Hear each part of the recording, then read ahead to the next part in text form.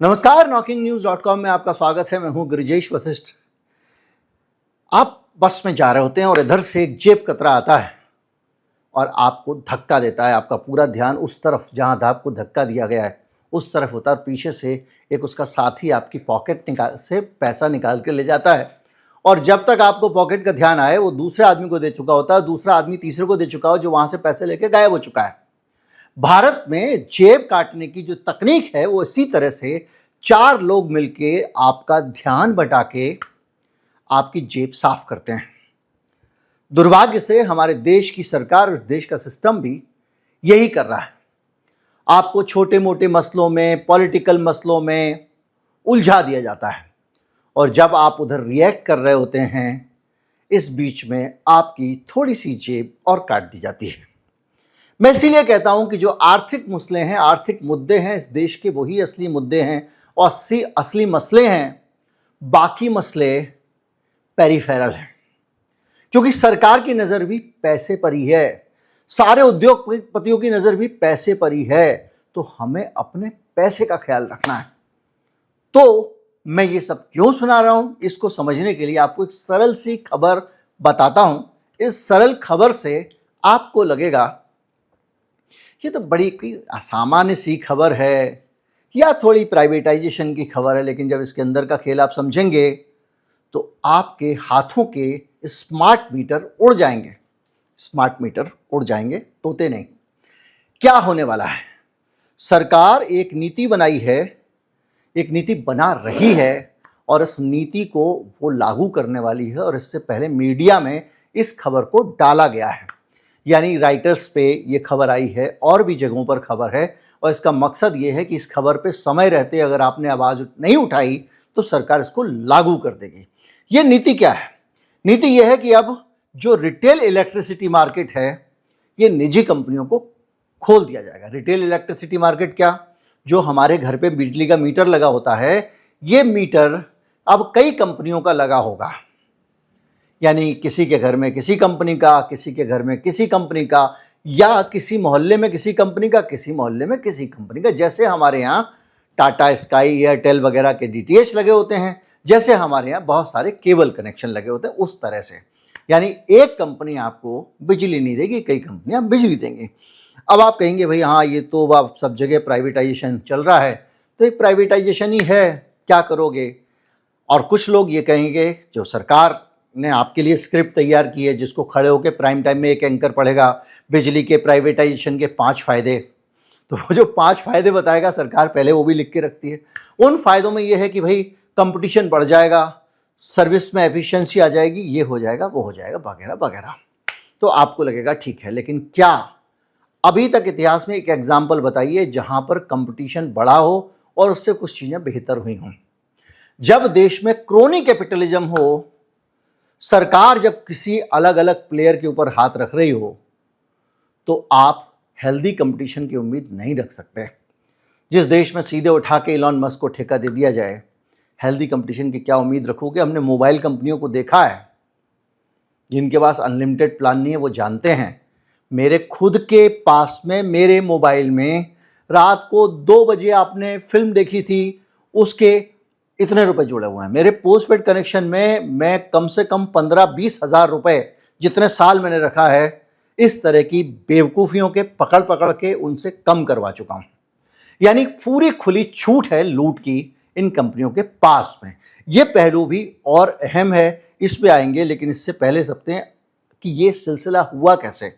सरकार ने निजी करने वाली है और अडानी जैसी कंपनियां, टाटा पावर जैसी कंपनियां, टोरेंट पावर जैसी कंपनियां, सीईएससी जैसी कंपनियां प्राइवेट हाथों में बिजली बेचना शुरू करें, उससे पहले सरकार ने उसके लिए ग्राउंड वर्क किया। ग्राउंड वर्क क्या किया? जो स्मार्ट मीटर आपके हाथों से उड़े थे वो लगाए गए। देश भर में 8 करोड़ मीटर निजी कंपनियों के हाथों लगाए जा चुके हैं और स्मार्ट मीटर लगाने की प्रक्रिया में अडानी एनर्जी सॉल्यूशंस, इंटेलीस्मार्ट और ये सब कंपनियां अपना काम कर चुकी हैं। उत्तर प्रदेश, बिहार, झारखंड, असम और राजस्थान में मीटर लग चुके हैं और मीटर को लेकर एक पूरी कहानी है, राम कहानी, दुख भरी दास्तान, जिसमें हम आएंगे लेकिन ये मीटर जो लग रहे हैं ये इतनी आसान कहानी नहीं है। ये एक अपने आप में बड़ा घोटाला है, क्योंकि जिस दिन ये प्राइवेट कंपनी आपके घर का बिजली का बिल आपको भेजना शुरू करेगी, ग्रिड से बिजली खरीद के वो आपको जब बेचेगी, तो उसके बीच में मीटर कितना घुमाएगी, कितना बढ़ाएगी, इसको आप रोक नहीं सकेंगे, क्योंकि स्मार्ट मीटर में आपको कुछ दिखने वाला नहीं है। आधे घंटे का साइकिल होगा, और अगर आप जैसे आप अभी होता है ना, एक लाइट बंद करके आपका इलेक्ट्रिशियन कहता है देखो भैया 1 घंटे के लिए मैंने डाला 1000 वाट का बल्ब, 1 यूनिट बढ़नी चाहिए, अगर कम या ज़्यादा बढ़ा तो हमारा मीटर स्लो या फास्ट चल रहा है। यही तो चेक करने का तरीका है। लेकिन स्मार्ट मीटर में आप ये चेक कर ही नहीं सकते। क्यों? क्योंकि स्मार्ट मीटर आपका वहां सर्वर से कनेक्टेड है। ऑटोमेटिकली वायरलेस तरीके से आपके मीटर में कितना यूनिट आया उस सर्वर में चला जाएगा, सर्वर से वो बिल बना के अपने पास आ जाएगा। आप अगर सब्जी भाजी भी खरीदने जाते हो तो जिस तराजू में आपको तौल के दे रहा है भिंडी ना, उस तराजू का भी नाप तोल विभाग एक बार परीक्षण करता है साल में, और उसके अंदर एक सील लगाई जाती है जिससे उसके वजन को संतुलित किया जाता है। लेकिन इन बड़े कॉरपोरेट को, चाहे वो मोबाइल कंपनी हो या ये स्मार्ट मीटर हो, इनको मॉनिटर करने का कोई सिस्टम भारत सरकार का नहीं है। नाप तोल विभाग जैसी कोई चीज इनके लिए नहीं है, और तो और इनके लिए कोई ऑडिट सिस्टम भी नहीं है, कोई थर्ड पार्टी ऑडिट सिस्टम नहीं बनाया गया है। अगर कोई आदमी गलत तरीके से बिजली बेच दे या ज़्यादा बिल बना दे कंप्यूटर के अंदर, तो कोई पकड़ नहीं सकता। अभी आपका बिल ज़्यादा आ जाए तो आप बिजली विभाग के दफ्तर चले जाते हो, बिजली वाला चेक कर लेता है और आपका बता देता है कि हाँ भाई आपका ज़्यादा कम है। अब आप जिन स्मार्ट मीटर वाले इलाके में जाते हो वहाँ पर वो कहता है कि हम कुछ नहीं कर सकते, ये तो सर्वर से हो रहा है। और इसके कारण जहाँ जहाँ अभी तक स्मार्ट मीटर लगे हैं वहाँ वहाँ बुरा हाल है। नैनीताल में एक आदमी जिसको 2000 रुपये महीने का बिल आता था, उसको स्मार्ट मीटर से 47,90,000 का बिल आ गया। बाद में तकनीकी गलती, बहुत ज़्यादा सर फोड़ने मीडिया कवरेज के बाद, क्योंकि ये चकित कर देने वाला था। अगर 2000 वाले का 3000 बिल आता तो क्या ये खबर बनती? क्या मीडिया इसको उठाता? तो क्या कंपनी इसको करेक्ट करती? नहीं करती। नैनीताल में 24 लाख का बिल आया एक आदमी का 5 महीने का, जबकि इससे पहले उसकी ना के बराबर खपत होती थी। महाराष्ट्र के पुणे में टीओडी स्मार्ट मीटर लगाने के बाद अचानक लोगों के बिल बढ़ गए। जिन लोगों के घर में 700 से 2000 के आसपास बिल आते थे, वहां पर 5 से 8000 बिल आने लग गए। नोएडा उत्तर प्रदेश में असामान्य रूप से हाई बिलिंग आने लग गई। सेक्टर 34 की रिपोर्ट छपी है बाकायदा मीडिया में। कई घरों में स्मार्ट मीटर के आने के बाद बिल कई गुना बढ़ गए। भोपाल मध्य प्रदेश में जबरदस्ती मीटर लगा दिया गया, लोगों से पूछा नहीं गया, और उसके बाद बिल दुगने हो गए। जिनके 300 से 600 बिल आते थे उनके 6000 से 20,000 तक बिल आए हैं।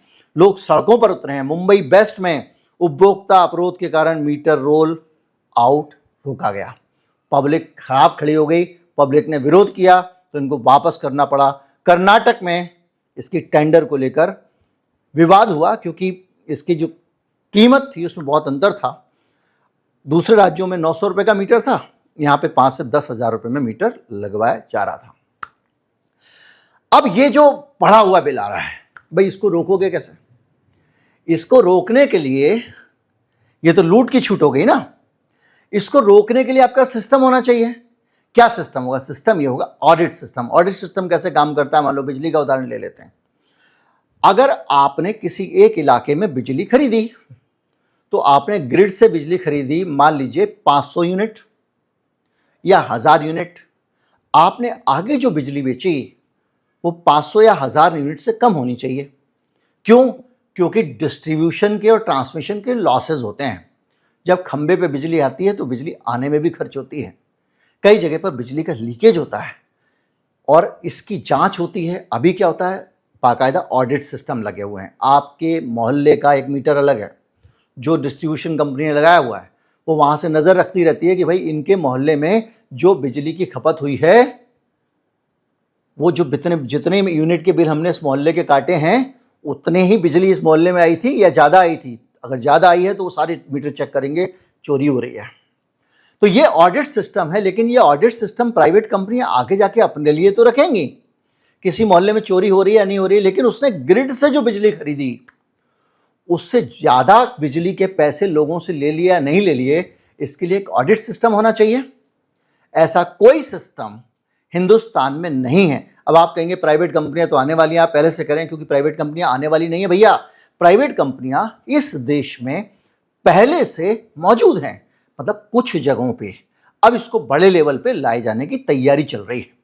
जो मीटर लगे हुए हैं उनका जो एल्गोरिदम है, उनकी दूसरी चीजें हैं, उनको ऑडिट करने का भी कोई सिस्टम नहीं है अभी। और सुनिए, ये जो आपकी बिजली आती है स्मार्ट मीटर लगने के बाद और प्राइवेट कंपनियां आने के बाद, जब ज्यादा गर्मी होगी तो बिजली ज्यादा महंगी होगी, जब ज्यादा ठंड होगी तो भी बिजली ज्यादा महंगी होगी, जब बिजली लोग जला नहीं रहे होंगे तो बिजली सस्ती होगी।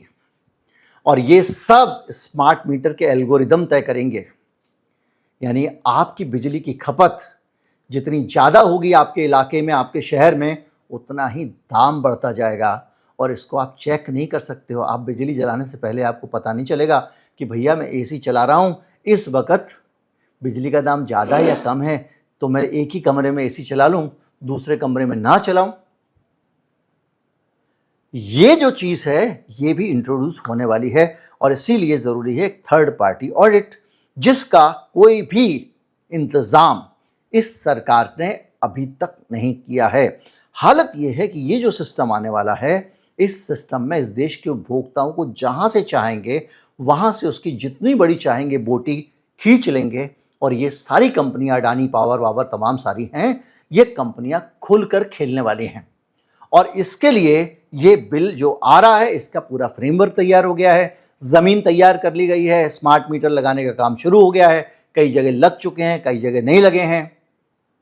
और इसके साथ साथ बहुत सारी चीज़ें हैं स्मार्ट मीटर के ऊपर, बहुत सारे प्राइवेसी के कंसर्न हैं, बहुत सारी दूसरी चीज़ें भी हैं जिस पे मैं अभी नहीं जाऊँगा, क्योंकि ये प्राइवेट कंपनी वाला जो मामला है अभी हमारा डिस्कशन इस पे है। अगर आप देखें तो क्या मल्टीप्लेयर सिस्टम से कोई फ़ायदा होगा, तो बिलिंग का भी मामला क्या होगा। भाई एक ऐसा हो जाए कि भाई बिल बनाने का सिस्टम सरकार अपने पास रख ले या कोई कंपनी अपने पास रख ले, हालांकि भ्रष्टाचार का ज़माना है, लेकिन फिर भी जो कंपनी बेच रही है वो ही बिल बनाएगी, वो ही वसूली करेगी, और कई जगह प्रीपेड मीटर भी लगा देगी। आपने 1000 का रिचार्ज कराया, कल बोलेगा ख़त्म हो गया भैया, जाओ आपका और करा लो। और आपके पास कोई सिस्टम नहीं होगा चेक करने का, चैलेंज करने का, इसको आप चुनौती देने का। जैसे आपको नैनीताल का उदाहरण, हल्द्वानी का उदाहरण, 50 उदाहरण बताए हैं, तो इसकी जांच करने का कोई सिस्टम तो होना चाहिए ना कि भाई ये इसने बिल गलत बनाया, ज़्यादा बनाया।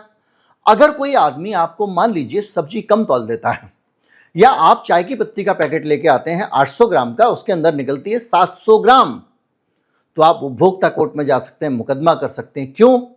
क्योंकि इंडिपेंडेंट उसकी जांच हो सकती है। इस बिजली की इंडिपेंडेंट जांच तो होगी नहीं। मोबाइल फोन में भी यही हुआ, और आज तक अभी आपने सुना कि मोबाइल फोन कंपनी के ऊपर बिल उसने ज़्यादा बना दिया था तो मुकदमा हो गया, कंज्यूमर कोर्ट ने जुर्माना कर दिया। आप ज़्यादा पीछे पड़ते हो तो मोबाइल कंपनी जैसे मेरा कम किया वैसे उतना वो आपका अमाउंट कम कर देती है, और जो लोग चुप रह जाते हैं उनको चूना लग चुका होता है, या जिनको पता ही नहीं चलता, सोचते हैं कि भाई बिल बनाया तो सही बनाया होगा। यानी एक प्राइवेट सेक्टर को लूट की पूरी छूट दी जा रही है, और इससे समस्याएं कम नहीं होंगी, महंगी होंगी। क्या होगा मैं आपको बताता हूं। एक इलाके में बिजली को, ग्रिड से बिजली आई, उसको 4 कंपनियां बांट रही हैं। यानी ऑडिट ट्रेल के लिए जरूरी है इन चारों कंपनियों का ऑडिट हो, और इन चारों कंपनियों की खपत को मिलाया जाए कि जो पीछे से आई थी उससे ज्यादा है या कम है। और फिर इन हर कंपनी की जो खपत थी, जितना बेचा और जितना इसने खरीदा, उसमें कोई अंतर तो नहीं है। तो इसके लिए आपको एक पूरा सिस्टम बनाना पड़ेगा, लेकिन इसके लिए एक रेगुलेटर अप्रूव्ड फॉर्मेट होना चाहिए। नियामक काम करे, ये चेक करे कि भैया ये हमारे ग्राहक को चूना तो नहीं लगा रहा है, देश के लोगों को। कोई भी सिस्टम इस तरह का मौजूद नहीं है। और अगर ये मीटर स्मार्ट है तो कैसा स्मार्ट है भैया? इसका पूरा कंट्रोल तो कंपनी के पास में है, और उपभोक्ता को तो अंधा कर दिया गया है। कंपनी के लिए तो पूरी ट्रांसपेरेंसी है कि भैया मैंने अगर 1 यूनिट जलाई तो तुरंत उसको पता चल रहा है, और मेरे लिए कोई ट्रांसपेरेंसी नहीं है, बल्कि कई मामलों में मीटर में जब आपका बैलेंस खत्म हो जाता है तो लिख के आ जाता है कि भैया आपका बैलेंस एक्स बच गया, बस। या कितनी खपत हुई, कब खपत हुई, कुछ आप पता नहीं लगा सकते जैसा आप कन्वेंशनल मीटर में लगाते थे। तो ये सोचिए ना कि एक स्मार्ट मीटर का पूरा ये खेल फैला दिया गया और अब उसको प्राइवेट किया जा रहा है।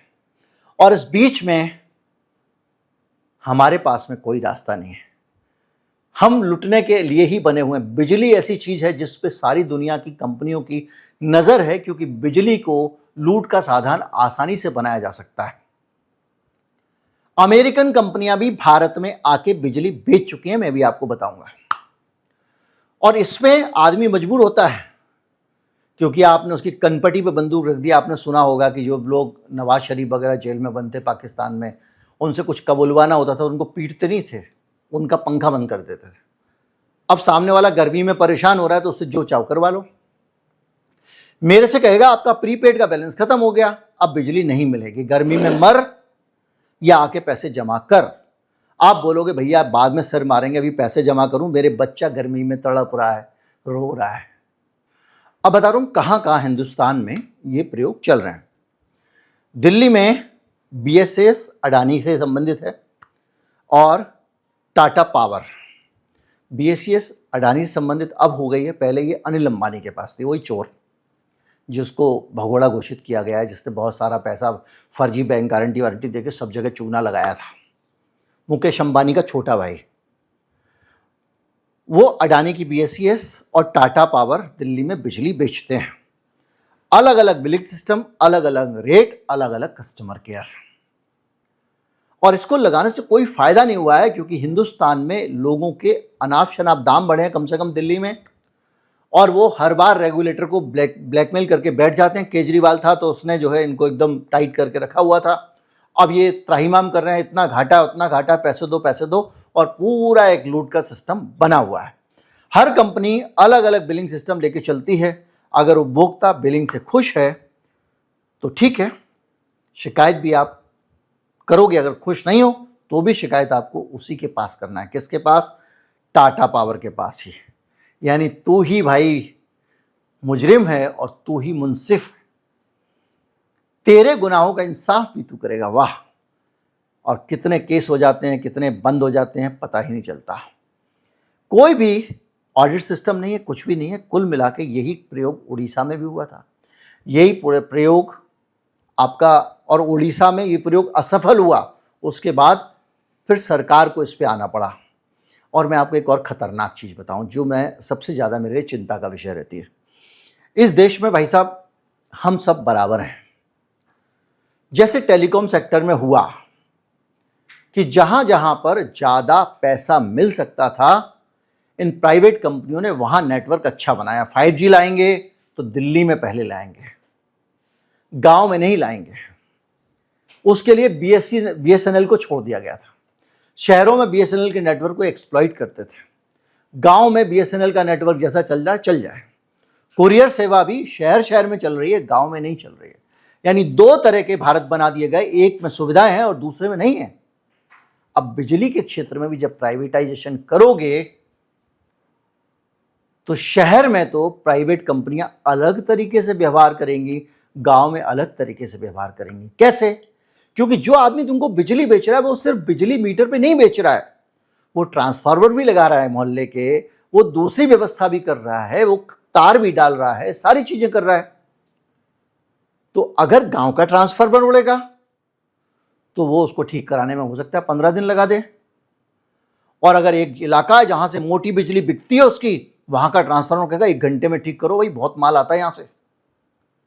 तो पूरा एक परिदृश्य जो है ये प्राइवेटाइजेशन से बदलने वाला है। और हिंदुस्तान में जो ग्रामीण भारत है, जो ऐसा भारत है जिसकी अफोर्डेबिलिटी कम है, जो कि भारत का 70-80%, 90% हिस्सा ऐसा है जिसके पास पैसे कम हैं, उसको सुविधा मिलनी बंद हो जाएगी। जिसके पास ज़्यादा पैसे हैं, बिजली भी उसको अच्छी मिलेगी, जैसे शिक्षा उसको अच्छी मिलती है, जैसे सेहत उसको अच्छी मिलती है। यानी जिसके पास पैसे हैं उसको बढ़िया अस्पताल मिलेगा, बढ़िया इलाज मिलेगा, बढ़िया पढ़ाई मिलेगी, अच्छे अच्छे टीचर, बड़े बड़े स्कूल मिलेंगे। और जो गांव के सरकारी स्कूल हैं उनमें बजट कट किया जा रहा है, स्कूल बंद किए जा रहे हैं, 6-6 8-8 स्कूल मर्ज किए जा रहे हैं। कम से कम बिजली में अभी तक ये नहीं था, अब बिजली में भी शुरू हो जाएगा। अब इस भारत को मैं क्या कहूं? कुछ भी बोलूंगा तो लोग कहेंगे देशद्रोही हो, लेकिन मैं देशद्रोही की बात नहीं कर रहा हूं। मैं बात कर रहा हूं अपने भारत को अच्छे बनाने की। देशद्रोही तो वो हैं जो इस देश को बांट रहे हैं, इस देश में भेदभाव कर रहे हैं। इस देश के असली मालिक जिनके 70% वोटों से तुम चुन के आते हो, उनको उपेक्षित करके कोने में डाल देते हो। यह है पूंजीवाद। नमस्कार, जय हिंद।